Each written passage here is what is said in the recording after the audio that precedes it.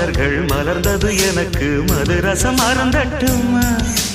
விடுகின்ற வரையில் முடிகின்ற வரையில் கவிதைகள் எழுதட்டுமா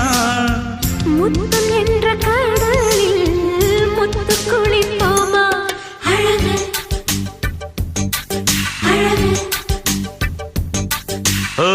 நீ நடந்தால் நடையழகு அழகு நெருங்கி வரும் இடையழகு அழகு வேலெறியும் விழியழகு